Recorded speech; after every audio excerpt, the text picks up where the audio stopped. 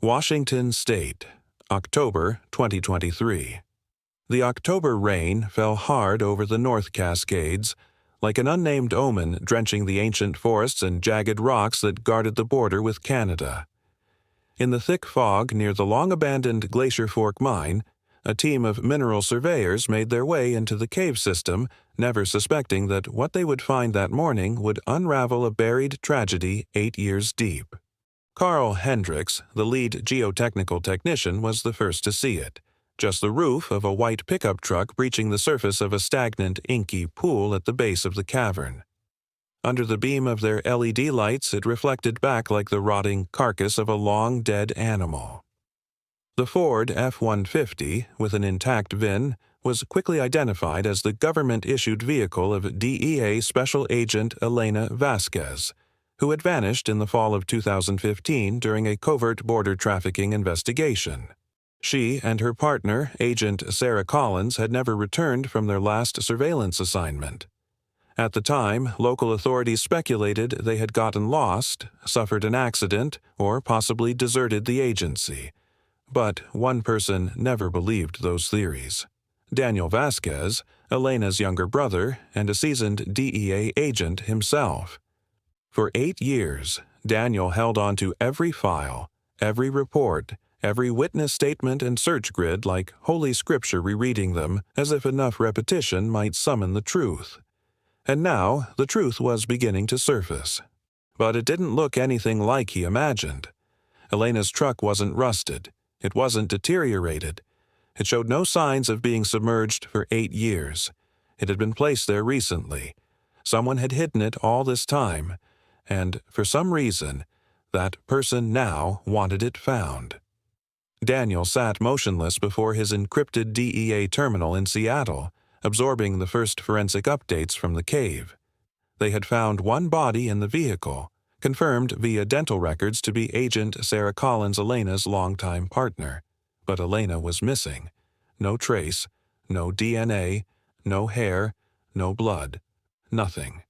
To Daniel, that wasn't hope, it was a warning. Someone had kept Elena or the truth about her hidden for 8 years, and that someone was still watching. Now, the question was no longer, what happened to Elena Vasquez? It was, who orchestrated this story so Daniel would never uncover the truth? The phone rang at exactly 5:52 a.m., slicing through the fitful sleep Daniel Vasquez had come to know intimately over the past 8 years. He fumbled in the dark, knocking over a half-full glass of water before finally grabbing the vibrating device. The name on the screen froze him in place. Director Patricia Thornton, DEA International Operations. He hesitated for a breath before answering. Vasquez speaking. Daniel, I need you to sit down. Thornton's voice was low and deliberate, reserved for news that changes everything. We've just confirmed the vehicle found in the Glacier Fork cave belongs to Elena. His heart seized like a wire tightening around his chest. In his mind, 8 years of searching, doubting, dissecting every theory, every detail compressed into a single sentence. Was there a body? He asked, his voice dry. There was, but it wasn't Elena. Thornton exhaled, then continued. One of the victims has been identified Agent Sarah Collins. Deceased. Blunt force trauma to the head. Not consistent with a vehicle accident. This is a homicide, Daniel. He didn't remember getting dressed. All he knew was that by the time the rain began pounding the highway north into Washington's Cascades, he was behind the wheel, DEA jacket soaked, holstered sidearm by his ribs, and an old search map splayed across the passenger seat. He had driven this route dozens of times during the first year after Elena's disappearance, chasing every call, every rumor, every fleeting shadow along the tree line. But this time was different. This time, something real had surfaced. The road leading to the site was a newly cut service path, opened by the mining company within the past year. It hadn't existed in 2015, which meant there was no way Elena's vehicle could have been driven into that cave at the time of her disappearance. Which also meant someone had placed it there later. When Daniel arrived, the scene was sealed tight. federal law enforcement vehicles, hazmat suits, ground-penetrating radar equipment, and a pop-up forensic tent near the cave mouth. A tall woman in a white protective suit approached Dr. Sarah Lindstrom, regional forensic lead. "Agent Vasquez," she said, her eyes behind safety glasses, sharp but not unkind. "I won't sugarcoat it. We've recovered 3 bodies from inside the cave. One has been confirmed as Agent Sarah Collins, blunt force head trauma. This wasn't an accident." Daniel nodded stiffly. He already knew Elena hadn't died beside Sarah. "And Elena?" he asked. "She wasn't among them. Not in the vehicle, not in the immediate area. No DNA, no blood, not a strand of hair." She paused. "But there's something odd. The vehicle shows no signs of long-term submersion, no corrosion, no significant decay. The mud patterns are recent.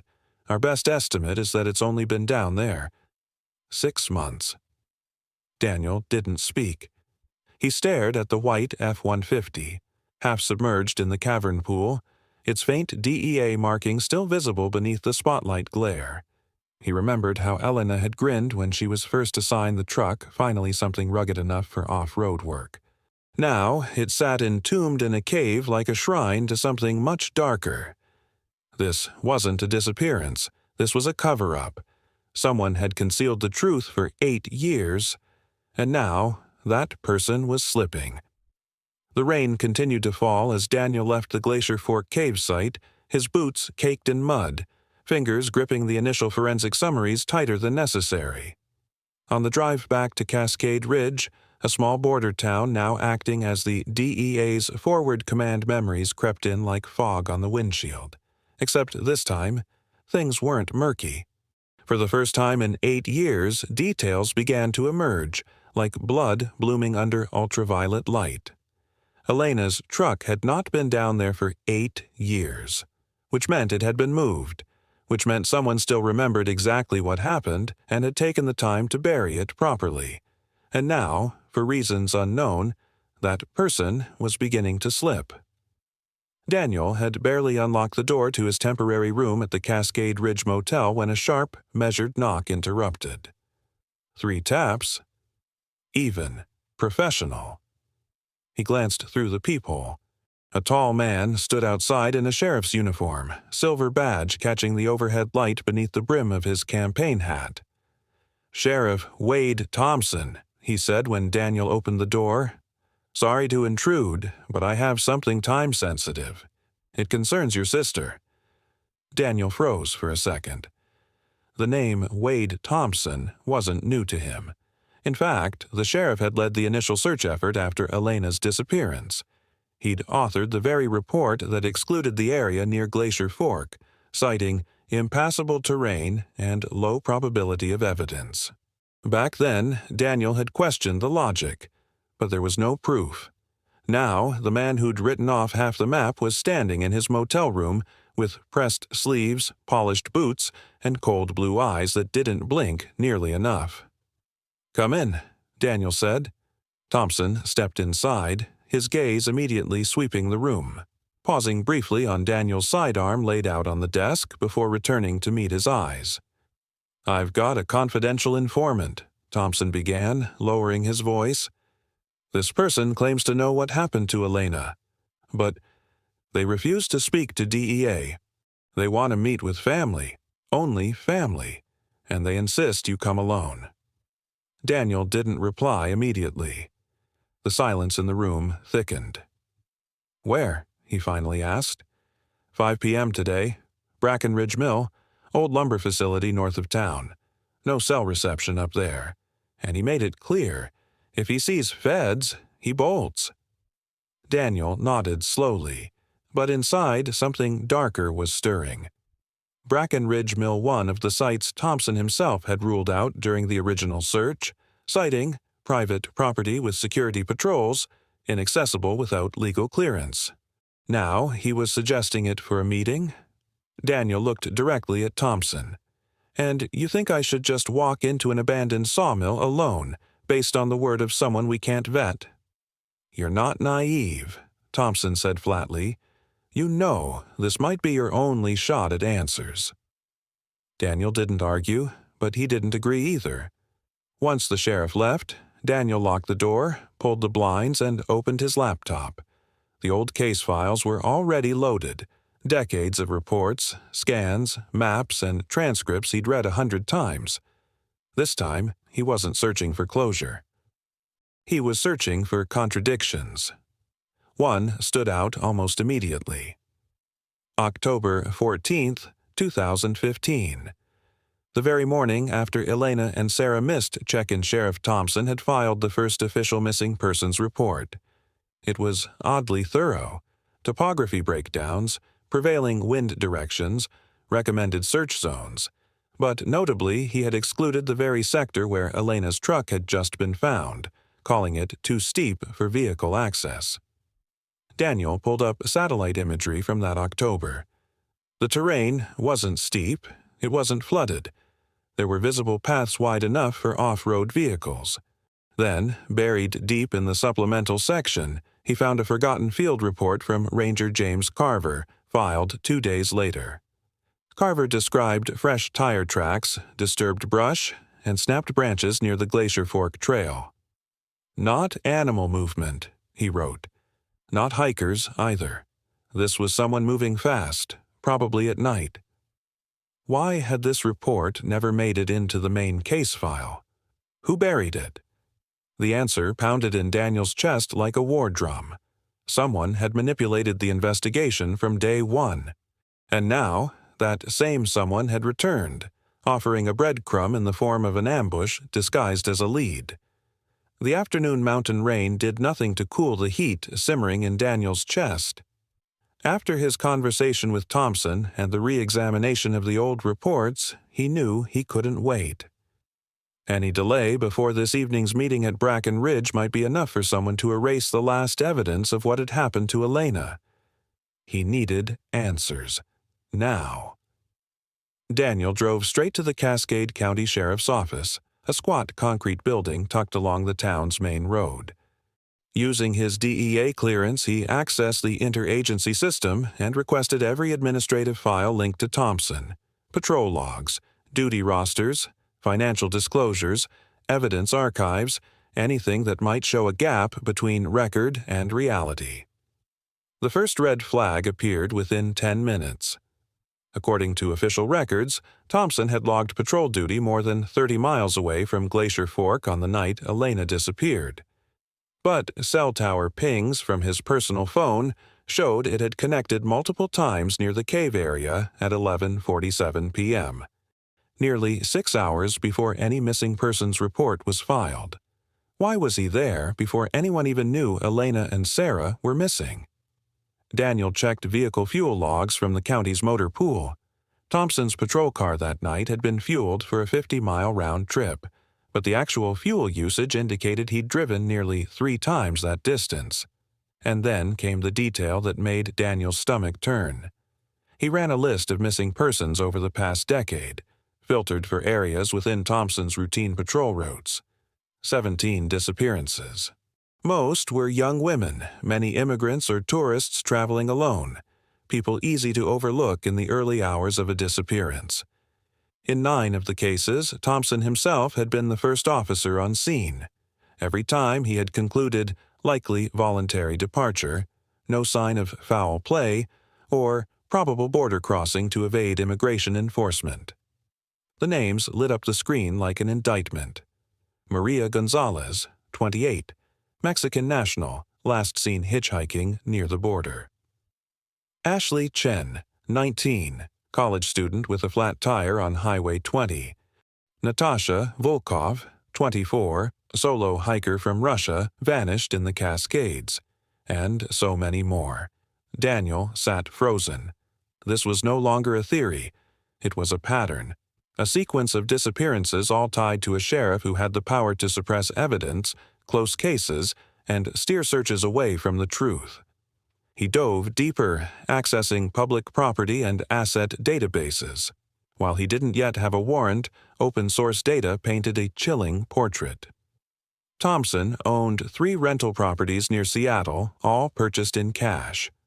He was registered as the owner of a small yacht docked at a private marina near the border undeclared in his public asset disclosures. And in recent years, he'd made frequent trips to Vancouver, Canada, using remote border crossings, bypassing official checkpoints entirely. Daniel inserted a flash drive into the terminal, encrypting and backing up every shred of what he'd found. If something happened to him, someone would know. The clock read 4:12 p.m. The meeting with the informant was less than an hour away, and Daniel now knew with certainty. He wouldn't be walking into a conversation. He'd be walking into a confrontation with the truth. At 4:48 p.m., Daniel pulled out of the county offices in an unmarked DEA pool car, a gray Honda Accord with tinted windows and temporary civilian plates. Nothing about it stood out. He wore a Mariners field jacket, a low baseball cap, and carried an encrypted flash drive in his inner pocket, his insurance, in case things went wrong. He didn't call his supervisor. He didn't inform Director Thornton. He didn't activate GPS tracking. If Sheriff Thompson was involved in Sarah's murder and Elena's disappearance, then any official signal would alert him first. Daniel parked a block away from the Cascade County Sheriff's Office, watching through a windshield clouded by rain. Exactly 3 minutes later, Thompson exited the front doors, moving casually, but his eyes scanned the lot like someone trained to spot a tail. He wasn't just being cautious, he was performing a surveillance detection route. Daniel followed 3 cars behind. When Thompson's patrol cruiser turned off Highway 20 and onto a string of backwoods logging roads, the game began in earnest. The road narrowed, trees closing in, the light dimming under a thick canopy. Thompson drove like someone watching his six slowing, suddenly speeding up, pulling over to let others pass, doubling back once. Daniel had to take alternate forest paths, using his memorized maps from Elena's case files. Roads that Thompson himself had once marked inaccessible during the original search. Those were the very roads he was now using. After 20 minutes of weaving through remote wilderness, Daniel parked near a bend and approached on foot. From a ridge he spotted Bracken Ridge Mill, an abandoned lumber operation hidden deep in the mountains. Except it wasn't abandoned anymore. 3 other vehicles sat near Thompson's 2 full-sized pickups and a van with British Columbia plates. Fresh tire tracks crisscrossed the clearing. New padlocks gleamed on the gates. Security cameras had been mounted on poles. Daniel raised his binoculars. Thompson stood with 3 men, all familiar from DEA briefings. Victor Clove, suspected of smuggling drugs through the mountain corridors. Chen Wei, tied to human trafficking networks across the U.S.-Canada border. Robert Bobby Tanner, a local with suspected ties to smuggling, but never charged. Now the 3 men laughed and clapped backs with the sheriff as if reuniting with an old comrade. One of them handed Thompson a thick manila envelope, which he casually counted, nodding with satisfaction. Daniel captured photos, several angles, enough to ID every face. Then came a break in the wind, and through the trees Daniel heard them. DEA's expanding the grid, Thompson said. We've got maybe a few days, tops. Then we move it tonight, Clove snapped. All of it product and hardware, Chen Wei added. The northern warehouse still has people in holding. Just like 8 years ago, Thompson said. I'll handle cleanup like last time. Daniel froze. Just like 8 years ago. It wasn't a metaphor. It was a confession. Elena and Sarah had uncovered this operation. They weren't missing. They had been silenced. And now Thompson was preparing to do it again. Daniel took more photos, then slipped back through the trees toward his car. His phone flashed. No signal, no backup, no time. If people were still being held alive and this network planned to vanish by nightfall, then any hesitation meant they'd be lost, just like Elena. At 5:01 p.m., Daniel checked his watch. The informant meeting had officially begun, and he was walking into a trap he could no longer afford to walk away from. Tires crunched over damp earth in the distance as Daniel reached his car, just in time to see Thompson pulling out. Through his binoculars, Daniel watched the sheriff return to his patrol vehicle. Gone was the measured calm. Thompson popped open a concealed compartment behind the rear seat. Daniel zoomed in with his phone and recorded. A tactical shotgun, an AR-15, a duffel bag stuffed with cash, a rubber-bound folder thick with documents. He called Agent David Chen, the only DEA contact he fully trusted. "Chen, I need a full tactical team. Urgent. I'm sending coordinates now. Thompson's in deep. He's meeting with Clauve, Chen Wei, Tanner. They're planning to wipe out everything tonight." "People are still alive," Chen answered swiftly, voice sharp. "I'll scramble a team, but it'll take me an hour to reach you. Marcus, do not engage alone. You hear me?" Daniel stared into the forest, toward the direction Thompson had taken, probably the same path Elena had once been dragged down. His voice dropped. "He's clearing the northern site. If I don't follow, they'll burn it all. Marcus, if you lose me, start from the GPS I just sent." Those were the last words before his phone dropped signal. Daniel followed the trail in silence, tires crunching against loose gravel. He killed the headlights as the woods thickened, driving under moonlight and memory. He recognized the terrain from old maps, old dreams. Roads Thompson had once declared impassable were now clearly traveled. After 15 minutes, Daniel stopped, proceeding on foot with a red-filtered flashlight. He found the clearing by instinct, the scent of fresh-turned soil thick in the air. Thompson was there, digging, desperate, sweating through his shirt, mumbling under his breath. Daniel stepped out of the tree line, Glock raised. "Drop the shovel, hands where I can see them." Thompson spun, hand drifting toward his holster, but Daniel already had the drop. "Don't. I've got recordings. Clauve, Chen Wei, all of it. It's over, Wade." Thompson froze for a beat, then laughed a broken, metallic rasp of sound. "You think this is her grave?"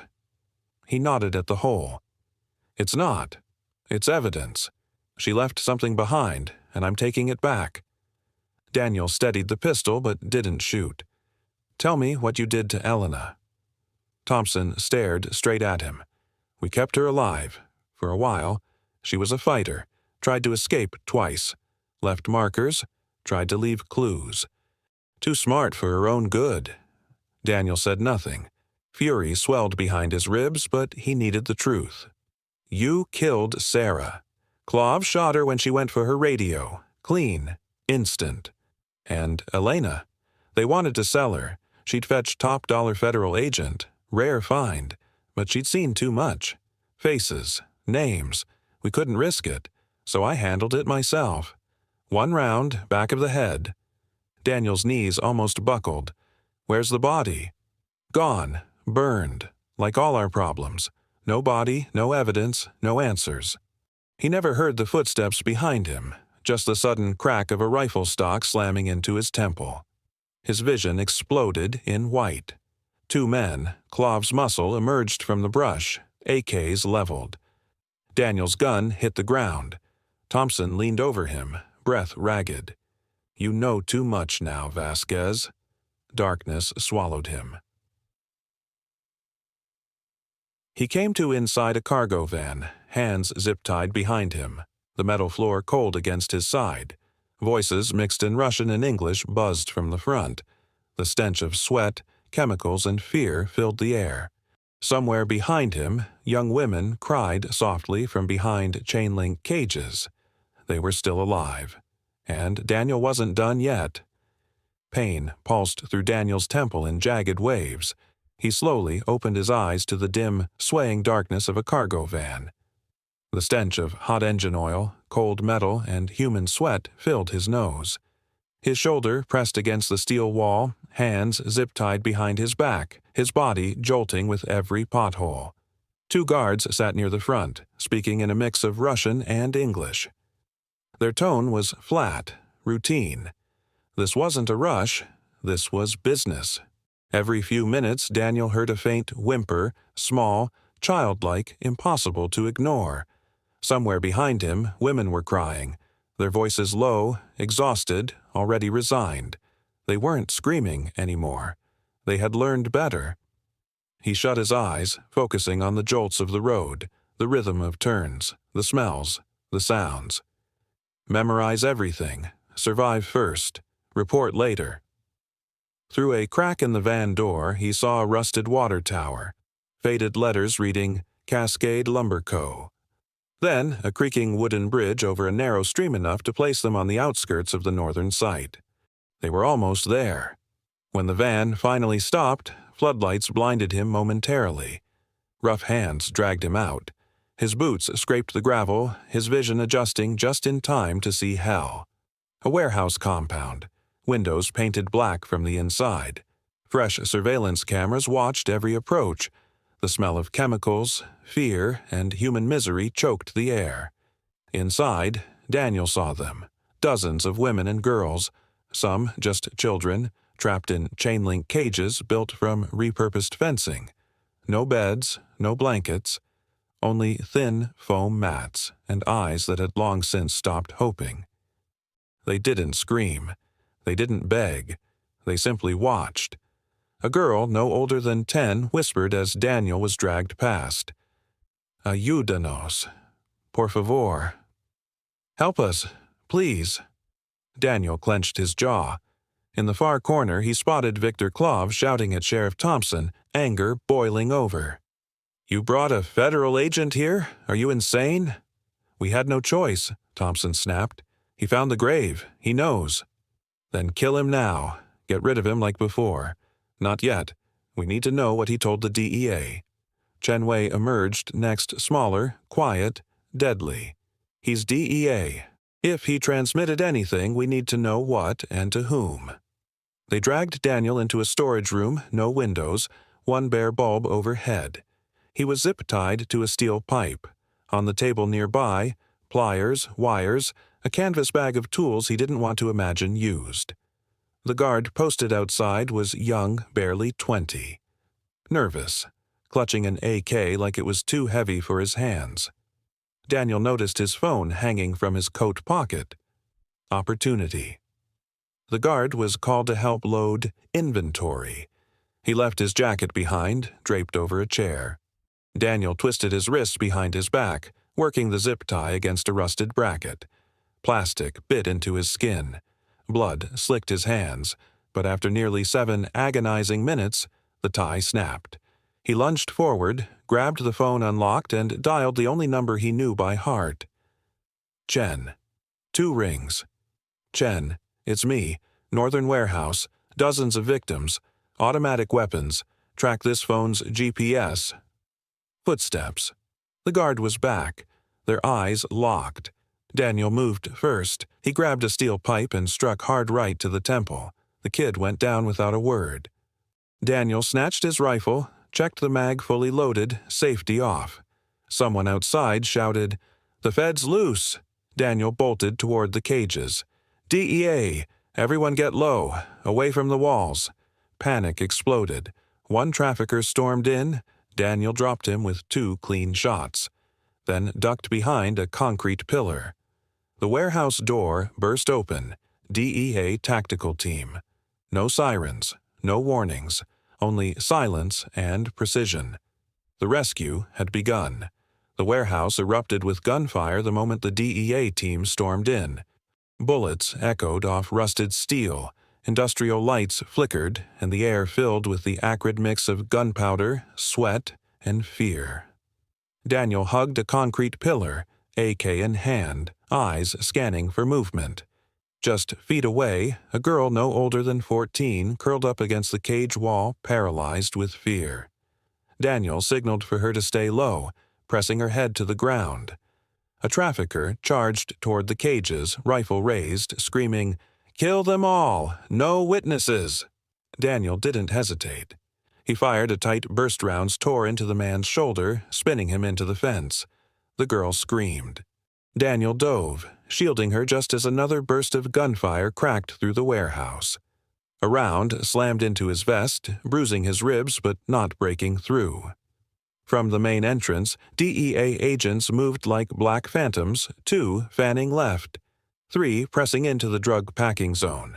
No shouting, no warnings, just silence, coordination, and deadly precision.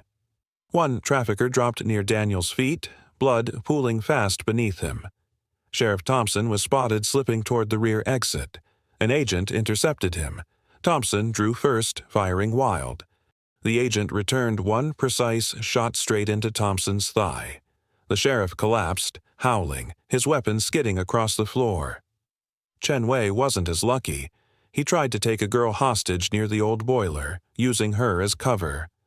One false move, one hesitation, and Rhodes, DEA's marksman, ended it with a clean shot to the forehead. Victor Clove was taken alive. He was tackled while fumbling with a rear exit latch. Knees down, hands raised, blood on his lip, his expression already calculating his next lie. Daniel forced himself up, ribs aching, blood seeping from the edge of his vest. He moved toward the cages. Agents were already cutting locks, opening gates, leading victims into the light. Some sobbed, some stared blankly. All of them alive, but changed forever. Chen found Daniel kneeling near the girl he'd shielded. "You're bleeding," Chen said, applying pressure to his side. "Not bad," Daniel hissed. "They're the priority." A small girl, maybe 10, clung to his good arm, crying and whispering in Spanish. Daniel didn't understand all of it, but one phrase was clear. "Ella nos salvó. La mujer. Policía. She saved us. The woman. Police."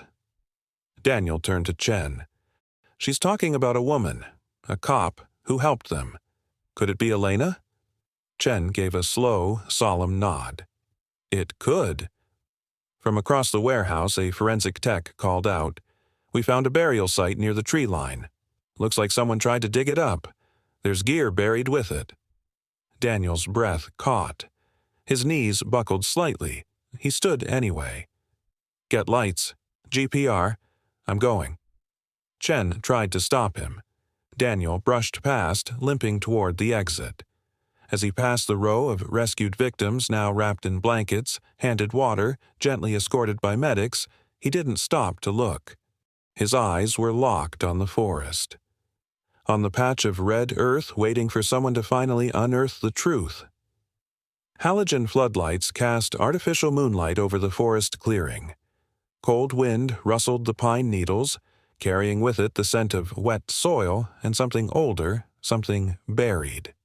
Daniel stood still, his silhouette stretching across the soft ground near the shallow grave Thompson had half dug. Chen stood behind him with a topographical map in hand. Dr. Lindstrom, who had examined Sarah's remains, knelt beside the darkened earth. Her voice, always clinical, held something quieter now. Respect, maybe even reverence. "About 4 feet down. We've got metallic interference. Beginning excavation." The digging was slow, careful. No one spoke. Each shovel stroke felt like peeling back years.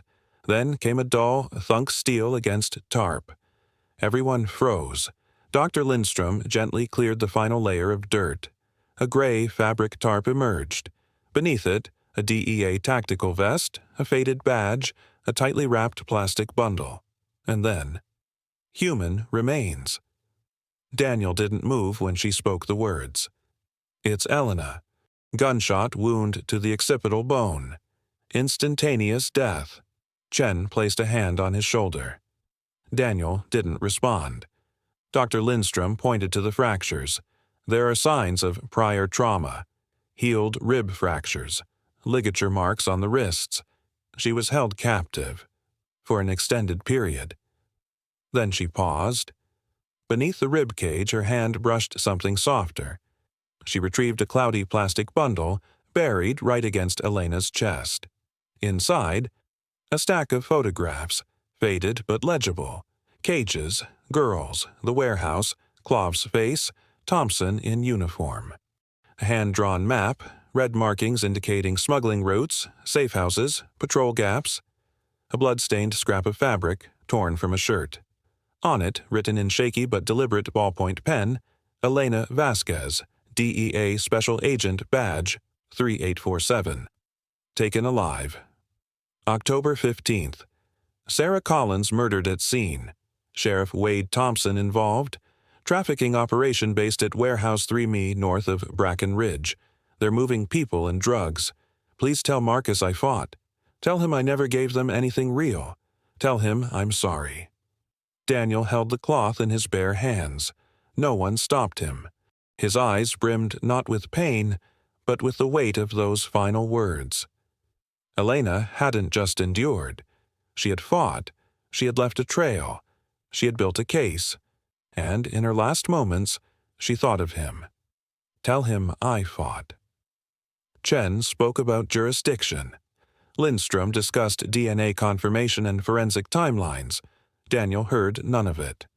He knelt slowly, trembling fingers placing Elena's badge back where she had lain. "You didn't quit," he whispered, "and neither did I." The forest held its silence. No gunfire now, no shouting. Just the whisper of wind through pine needles, like the breath of a soul finally at rest. Halogen floodlights cast artificial moonlight over the forest clearing. Cold wind rustled the pine needles, carrying with it the scent of wet soil and something older, something buried. Daniel stood still, his silhouette stretching across the soft ground near the shallow grave Thompson had half dug. Chen stood behind him with a topographical map in hand. Dr. Lindstrom, who had examined Sarah's remains, knelt beside the darkened earth. Her voice, always clinical, held something quieter now. Respect, maybe even reverence. "About 4 feet down, we've got metallic interference, beginning excavation." The digging was slow, careful. No one spoke. Each shovel stroke felt like peeling back years. Then came a dull thunk steel against tarp. Everyone froze. Dr. Lindstrom gently cleared the final layer of dirt. A gray fabric tarp emerged. Beneath it, a DEA tactical vest, a faded badge, a tightly wrapped plastic bundle. And then, human remains. Daniel didn't move when she spoke the words. "It's Elena. Gunshot wound to the occipital bone. Instantaneous death." Chen placed a hand on his shoulder. Daniel didn't respond. Dr. Lindstrom pointed to the fractures. There are signs of prior trauma. Healed rib fractures, ligature marks on the wrists. She was held captive for an extended period. Then she paused. Beneath the rib cage, her hand brushed something softer. She retrieved a cloudy plastic bundle, buried right against Elena's chest. Inside, a stack of photographs, faded but legible. Cages, girls, the warehouse, Clove's face, Thompson in uniform. A hand-drawn map, red markings indicating smuggling routes, safe houses, patrol gaps. A blood-stained scrap of fabric, torn from a shirt. On it, written in shaky but deliberate ballpoint pen, Elena Vasquez, DEA Special Agent Badge, Shushkir 3847, taken alive, October 15th. Sarah Collins murdered at scene. Sheriff Wade Thompson involved. Trafficking operation based at Warehouse 3Mi north of Bracken Ridge. They're moving people and drugs. Please tell Marcus I fought. Tell him I never gave them anything real. Tell him I'm sorry. Daniel held the cloth in his bare hands. No one stopped him. His eyes brimmed not with pain, but with the weight of those final words. Elena hadn't just endured. She had fought. She had left a trail. She had built a case. And in her last moments, she thought of him. Tell him I fought. Chen spoke about jurisdiction. Lindstrom discussed DNA confirmation and forensic timelines. Daniel heard none of it. He knelt slowly, trembling fingers placing Elena's badge back where she had lain. "You didn't quit," he whispered, "and neither did I." The forest held its silence. No gunfire now, no shouting. Just the whisper of wind through pine needles, like the breath of a soul finally at rest.